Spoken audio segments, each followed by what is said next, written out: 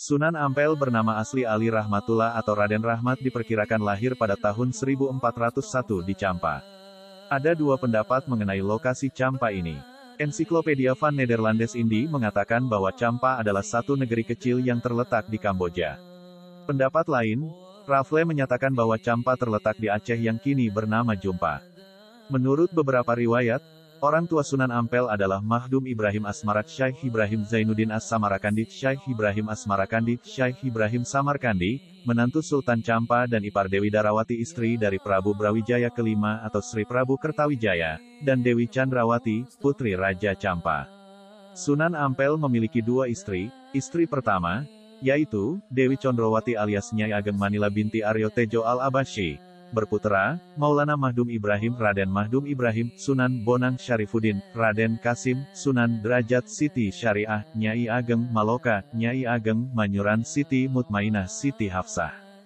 Istri kedua adalah Dewi Karimah binti Ki Kembang Kuning, berputera, Dewi Murtasia istri Sunan Giri Dewi Murtasimah Asyikah, istri Raden Fatah Raden Husaimuddin, Sunan Lamongan. Raden Zainal Abidin, Sunan Demak. Pangeran Tumapel Raden Fakih, Sunan Ampel II. Nasab Sunan Ampel yaitu Nabi Muhammad Rasulullah Sayyidah Fatimah Azhara Ali bin Abi Thalib, binti Al-Imam Al-Husain bin Al-Imam Ali Zainal Abidin bin Al-Imam Muhammad Al-Bakir bin Al-Imam Jafar Sadiq bin Al-Imam Ali Al-Uraidi bin Al-Imam Muhammad An-Nakib bin Al-Imam Isa Ar-Rumi bin Al-Imam Ahmad Al-Muhajir bin As-Sayyid Ubaidillah bin As-Sayyid Alwi bin As-Sayyid Muhammad bin As-Sayyid Alwi bin As-Sayyid Ali Hali, Kasam bin As-Sayyid Muhammad Sahib Mirbat bin As-Sayyid Alwi Amil Fakih bin As-Sayyid Abdul Malik Azmatkan bin As-Sayyid Abdullah bin As-Sayyid Ahmad Jalaluddin bin As-Sayyid Husain Jamaluddin bin As-Sayyid Ibrahim Zainuddin As-Samarkandi As-Sayyid Ali Rahmatullah. Sunan Ampel diperkirakan wafat pada tahun 1481 di Demak dan dimakamkan di sebelah barat Masjid Ampel, Surabaya. Hingga kini, makamnya kerap dikunjungi masyarakat yang ingin berziarah. Dari kecil hingga remaja Ali Rahmatullah menghabiskan waktu di Champa dibimbing langsung oleh ayahanda beliau Syekh Ibrahim Zainuddin As-Samarkandi, Syekh Ibrahim Asmarakandi. Kemudian tidak hanya itu, melainkan Ali Rahmatullah juga pernah menimba ilmu agama di Pasai, Lok Seumawe, Aceh. Anak-anak beliau yang meneruskan perjuangannya adalah Maulana Mahdum Ibrahim, Sunan Bonang Syarifuddin, Sunan Derajat Syarifah, yang merupakan istri dari Sunan Kudus Dewi Murtasia, istri Sunan Giri Dewi Asyikah, istri Sunan Kalijaga Raden Husaimuddin, Sunan Lamongan. Raden Zainal Abidin, Sunan Demak. Pangeran Tumapel Raden Fakih, Sunan Ampel II. Murid-murid Sunan Ampel yang terkenal adalah Sunan Giri Raden Patah Raden Kusen dalam menyebarkan agama Islam. Sunan Ampel menggunakan cara pendekatan kultur kebudayaan karena masih banyak masyarakat yang menganut kuat kepercayaan lama, sehingga menggunakan budaya yang sudah dikenal masyarakat dan mengisinya dengan ajaran Islam. Cara pendekatan dakwah Sunan Ampel di Jawa dengan cara menyesuaikan diri, menyerap, bersikap pragmatis dan menempuh cara yang berangsur-angsur. Sunan Ampel di sini memang dikenal memiliki kepekaan adaptasi, dapat dilihat dari cara beliau menamakan akidah dari syariat yang memperhatikan kondisi masyarakat. Kata salat diganti dengan sembahyang, asalnya sembah dan yang. Tempat ibadah juga tidak dinamai musola melainkan langgar, mirip dengan kata sanggar. Kemudian orang penuntut ilmu diberikan nama santri, yang berasal dari sastri orang yang tahu buku suci agama Hindu. Dari sini awal mula dakwah Ali Rahmatullah mulai berkembang dengan banyaknya masyarakat yang masuk Islam, yang kemudian membangun sebuah langgar untuk tempat pendakwahan yang berkembang terus-menerus. Hingga pada akhirnya membangun sebuah pondok pesantren yang pada abad ke-15, pesantren ini menjadi sentra pendidikan yang sangat berpengaruh di wilayah Nusantara, bahkan mancanegara. Di antara santri beliau pada saat itu, Sunan Giri dan Raden Patah yang menyebarkan dakwah Islam ke Jawa dan Madura. Pada awalnya sistem pondok pesantren Ampel ini merupakan pengembangan dari kebudayaan pra-Islam yang pertama kali dipelopori oleh Syekh Maulana Malik Ibrahim. Tetapi, Sunan Ampel dianggap paling berhasil dalam mendidik ulama dan mengembangkan pesantren, dan dalam waktu singkat nama Ampel Denta sudah terkenal ke semua penjuru belahan bumi. Di sini pesantren Ampel Denta mengalami pesatnya pertumbuhan dan perkembangan yang didukung oleh faktor letak Ampel Denta yang strategis dan juga memungkinkan cepatnya berita yang diterima baik itu dari dalam maupun luar Jawa. Hingga akhirnya Ampel Denta menjadi sentra pendidikan Islam yang paling berpengaruh di tanah Jawa, sejalan dengan islamisasi yang beliau lakukan. Sunan Ampel juga terkenal sebagai arsitek utama Masjid Demak 1479 m. Yang dimana Masjid Demak digunakan sebagai tempat berkumpul para wali dalam mendiskusikan bagaimana cara dakwah terhadap masyarakat terutama persoalan adat istiadat yang dipegang masyarakat sekitar. Hingga pernah suatu kali Sunan Ampel berdebat dengan Sunan Kalijaga tentang metode dakwah. Hingga nama beliau berganti menjadi Sunan Ampel sesuai dengan tempat di mana beliau menyebarkan dakwah. Sunan Ampel menganut fikih mazhab Hanafi, namun, beliau menyampaikan kepada santri-santrinya dengan 5 dasar yang sederhana pada penamaan akidah dan ibadah. Ajaran yang terkenal dengan falsafah atau istilah itu adalah, moh limo artinya, tidak melakukan 5 hal yang tercela. Ajaran yang terkenal dengan falsafah atau istilah itu adalah, moh limo artinya, tidak melakukan 5 hal yang tercela. Moh main, artinya tidak berjudi moh ngombe, artinya tidak mabuk moh maling, artinya tidak mencuri moh madat, artinya tidak mengisap candu atau obat-obatan moh madon yang artinya tidak melakukan zina. Penerapan ajaran dasar ini bukan tanpa alasan. Di masa itu, kebanyakan masyarakat Jawa menganut animisme, yaitu kepercayaan terhadap makhluk-makhluk halus dan roh gaib. Selain itu, tradisi seperti sambung ayam, berjudi, hingga bersemadi masih kental di tanah Jawa. Tentu saja kepercayaan ini bertolak belakang dengan ajaran Islam. Sunan Ampel juga mengajarkan murid-muridnya ajaran ilmu tasawuf seperti bersabar, berpuasa, menjauhi diri dari keramaian. Harta benda Sunan Ampel contohkan dalam keseharian yang beliau lakukan. Beliau juga mengajarkan membaca Al-Quran kemudian membaca kitab-kitab tentang ilmu syariat, tarekat, dan ilmu hakikat, baik itu dari segi lafal maupun makna. Sunan Ampel mengembangkan pendidikan pesantren dengan kecerdasan dan kedalaman ilmu agama yang dimilikinya. Dengan sistem pendidikan Islam yang mengambil bentuk lembaga pendidikan biara dan asrama yang dipakai pendeta dan biksu yang mengajar dan belajar. Oleh sebab itu, pesantren di masa itu masih memakai mandala-mandala Hindu-Buddha yang pengaruhnya masih terlihat sampai saat ini. Langkah yang ditempuh Sunan Ampel ini merupakan langkah persuasif edukatif dalam proses perkembangan Islam terhadap masyarakat setempat agar masyarakat setempat mudah untuk menerima nilai-nilai Islam. Dalam ajaran Islam yang tidak pernah membedakan pangkat, keturunan, kekayaan, maupun kebangsaan seseorang yang menjadikan pesantren Ampel Denta sebagai satu-satunya lembaga pendidikan di Jawa yang diikuti oleh seluruh kalangan masyarakat. Dan berbagai istilah yang digunakan masih banyak yang berkaitan dengan ritual-ritual Hindu-Buddha. Pesantren Sunan Ampel tidak pernah membatasi seseorang yang menuntut ilmu dari penjuru dunia belajar kepadanya. Murid Sunan Ampel yang telah menguasai ilmu yang diberikan oleh Sunan Ampel melakukan pendakwaan atau penyebaran ilmu agama Islam yang berbasis pesantren. Sehingga Sunan Ampel dinyatakan sebagai wali songo yang berperan dalam hadirnya pesantren di Nusantara. Sunan Ampel juga pernah menarik perhatian banyak orang dari segala penjuru dengan mengubah nama Sungai Brantas yang menuju ke Surabaya. Sungai ini merupakan salah satu sungai terbesar dan terpanjang yang ada di Jawa Timur. Sungai Brantas ini namanya diganti dengan nama Kali Emas. Selain mengubah nama Sungai Brantas, Sunan Ampel juga mengubah nama Pelabuhan Jelangga Manik dengan nama Tanjung Perak. Penggunaan kata emas dan perak ini ada alasannya sendiri.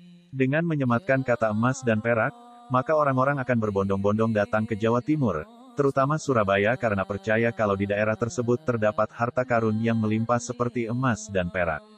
Banyaknya orang yang berbondong-bondong datang ke Jawa Timur membuat Sunan Ampel memanfaatkan kesempatan tersebut untuk berdakwah dan menyebarkan agama Islam. Cara lain Sunan Ampel dalam berdakwah, yaitu dengan melakukan pendekatan terhadap tokoh-tokoh masyarakat dan orang-orang yang berpengaruh di Pulau Jawa. Inilah yang menjadikannya mendapat julukan sebagai wali pendakwah di jalur politik. Selain melakukan pendekatan dengan tokoh masyarakat, Sunan Ampel juga melakukan dakwah dengan cara membangun jaringan kekerabatan secara lebih luas. Caranya, yaitu dengan menikahkan anak-anaknya dengan orang-orang penting di Pulau Jawa. Sunan Ampel juga telah menggunakan cara berdakwah yang diterangkan dalam catatan historiografi lokal diketahui sebagai tokoh yang menjalankan amanat agama itu dengan sangat baik melalui prinsip dakwah mawizatul hasanah wa mujadalah dilatih hiya ahsan. Sebagaimana dicontohkan oleh Nabi Muhammad SAW. Dalam usaha dakwah yang dilakukan Raden Rahmat adalah membentuk jaringan kekerabatan melalui perkawinan-perkawinan para penyebar Islam dengan putri-putri penguasa bawahan Majapahit. Dengan demikian, ikatan kekeluargaan di antara umat Islam menjadi kuat. Dalam sejarah disebutkan bahwa Putri Arya Lembu Sura menikah dengan penguasa Tuban Arya Teja, dan menurunkan bupati-bupati Tuban. Disebutkan pula bahwa putri Arya Lembusura yang lain yang bernama Retna Panjawi menikah dengan Prabu Brawijaya dari Majapahit. Lewat tokoh Prabu Brawijaya yang menikahi bibi Raden Rahmat, maka hubungan dengan Arya Lembusura terjalin. Itu sebabnya, setelah Prabu Brawijaya menyerahkan Raden Rahmat kepada penguasa Surabaya yang beragama Islam yang kemudian dinikahkannya Raden Rahmat dengan Nyai Ageng Manila Putri Arya Teja Bupati Tuban, hal inilah yang menjadikan Raden Rahmat mendapatkan kedudukan sebagai bupati, yang mana Raden Rahmat menjadi bupati pertama dalam daftar urutan bupati-bupati Surabaya. Sunan Ampel tidak berhenti sampai di sini saja, melainkan juga melebarkan sayap di bidang dakwah untuk menyebarkan ajaran Islam. Oleh sebab itu, Sunan Ampel melihat kemungkinan terbaik adalah dengan mendidik kader-kader ulama yang siap berdakwah di daerah pedalaman Jawa. Sunan Ampel membangun strategi dalam rangka berdakwah. Adapun langkah-langkah yang harus ditempuh ketika itu adalah membagi wilayah inti kerajaan Majapahit sesuai hierarki pembagian wilayah negara bagian yang ada, yang meliputi 9 wilayah, yakni ibu kota Majapahit di Trowulan, Daha, Blambangan, Matahun, Tumapel, Kahuripan, Lasem, Wengker, dan Panjang. Untuk membagi para kader ulama yang akan dikirim ke negara-negara bawahan Majapahit untuk berdakwah. Sistem dakwah dilakukan dengan pengenalan ajaran Islam melalui pendekatan persuasif yang berorientasi pada penanaman akidah Islam yang disesuaikan dengan situasi dan kondisi yang ada. Melakukan perang ideologi untuk memberantas mitos dan nilai-nilai dogmatis yang bertentangan dengan akidah Islam, di mana para ulama harus menciptakan mitos dan nilai-nilai tandingan baru yang sesuai dengan Islam, berusaha menguasai kebutuhan yang bersifat material maupun spiritual. Pendekatan ini sangat ampuh dilakukan dan bisa membuat masyarakat tertarik untuk belajar agama Islam, karena merasa Islam adalah agama yang mengajarkan untuk saling berbagi. Ada satu hal yang pernah dilakukan oleh Sunan Ampel di awal-awal masa berdakwahnya, yaitu membuat kerajinan tangan berupa kipas dengan bahan akar tumbuhan dan anyaman rotan. Konon, kipas tersebut bisa menyembuhkan demam dan batuk. Kipas tersebut dibagi-bagikan kepada masyarakat setempat secara gratis. Masyarakat setempat hanya perlu mengucapkan kalimat syahadat. Dalam naskah-naskah kuno yang telah diterjemahkan, Sunan Ampel juga disebutkan memiliki kesaktian yang dalam Islam dikenal dengan nama karomah. Salah satu karomah Sunan Ampel adalah memiliki Mbah Soleh yang telah meninggal. Dalam kisahnya, Sunan Ampel dijelaskan merasa bersedih dan gelisah ketika Mbah Soleh meninggal. Dia merupakan salah satu santri yang rajin dan taat. Sosok Mbah Soleh juga cinta kebersihan dan selalu membersihkan masjid. Suatu ketika, Sunan Ampel berucap kalau saja Mbah Soleh masih hidup pasti masjid bersih. Tak disangka ucapan Sunan Ampel menjadi nyata. Keesokan hari, para santri melihat masjid kembali kinclong. Bukan hanya itu, yang membuat santri dan masyarakat sekitar kaget, sosok Mbah Soleh kembali hadir. Masyarakat saat itu meyakini pembersih itu adalah Mbah Soleh, santri Sunan Ampel. Dan seiring waktu, Mbah Soleh kembali meninggal. Sepeninggal Mbah Soleh, Sunan Ampel terus mengulangi pernyataan. Ucapan, kalau Mbah Soleh masih hidup dan masjid jadi bersih, itu pun mengundang kehadiran Mbah Soleh di masjid yang didirikan pada abad ke-15 sekitar 1430 Masehi. Demikian terus berulang sebanyak 9 kali. Kehadiran Mbah Soleh berhenti usai Sunan Ampel meninggal. Maka Mbah Soleh sendiri terdapat 9 buah di pelataran masjid. Dalam cerita rakyat, ada dua keyakinan mengenai Mbah Soleh. Ada yang menganggap sosok yang hadir hanya menyerupai Mbah Soleh yang sudah meninggal. Namun, banyak yang meyakini kehadiran Mbah Soleh berulang kali tidak lain juga lantaran karomah yang dimiliki Sunan Ampel. Dalam perjalanannya membuka lahan kosong menjadi sebuah pemukiman, Sunan Ampel bertemu dengan banyak warga yang masih belum beriman kepada Allah SWT. Warga di sekitar daerah itu ternyata masih sangat abangan, pengetahuan agamanya sangat rendah. Saat itu warga sekitar banyak pembudi dan penganut kepercayaan Muslim serta doyan dengan namanya sabuk ayat.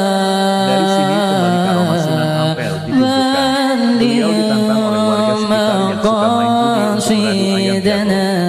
Sunan Ampel pun selalu menang dalam pertarungan sabuk ayam.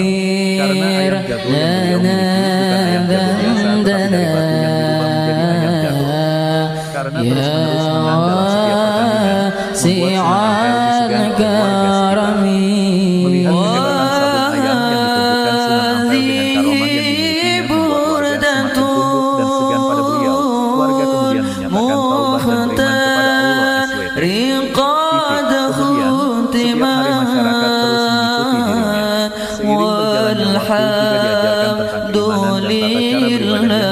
Melihat kondisi masyarakat peneleh itu, Sunan Ampel memutuskan untuk mendirikan masjid. Tujuannya agar bisa merangkul mereka ke jalan yang lebih baik. Memang sejak kedatangan Raden Rahmatullah di desa Peneleh, beliau selalu melihat situasi di Peneleh hingga akhirnya menetap di sekitar Peneleh sekaligus menyiarkan ketauhidan ajaran Allah SWT.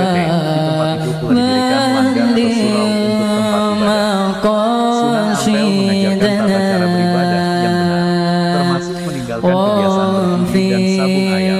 Jika dilihat dari atas, masjid yang dibangun mirip seperti perahu terbalik yang menghadap ke arah barat. Maknanya, mengajak masyarakat untuk beribadah salat ke arah kiblat Mekah. Saat diutus Raja Brawijaya kelima untuk membuka lahan pendidikan otonom itu, Raden Rahmat berangkat dari Trawulan menyusuri Sungai Brantas menuju ujung Galuh, Surabaya. Dalam perjalanan itu, dia berhenti di Sungai Kalimas. Nanti sungai inilah beliau menunjukkan karomah yang dimilikinya. Beliau menyeberangi sungai ini tanpa menggunakan perahu atau alat apapun. Beliau hanya menggunakan peralatan seadanya.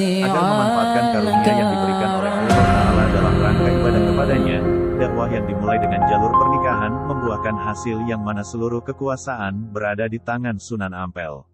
Karakter masyarakat Muslim di Nusantara terlihat terutama di daerah Ampel Denta, banyak pondok pesantren besar yang berasal dari Jawa Timur. Tidak hanya hal tersebut, Sunan Ampel memberikan perubahan dalam menerapkan hak tanggung jawab yang baik sebagai masyarakat. Pembentukan tersebut menjadi beberapa hal seperti pembentukan individu yang bertanggung jawab baik dari sisi jasmani pembentukan karakter dari segi keluarga. Sunan Ampel memberikan contoh atas keharmonisan serta sikap sehari-hari bersama sang istri, memenuhi keperluan keluarga seperti nafkah sehari-hari makan, minum, dan lain-lainnya.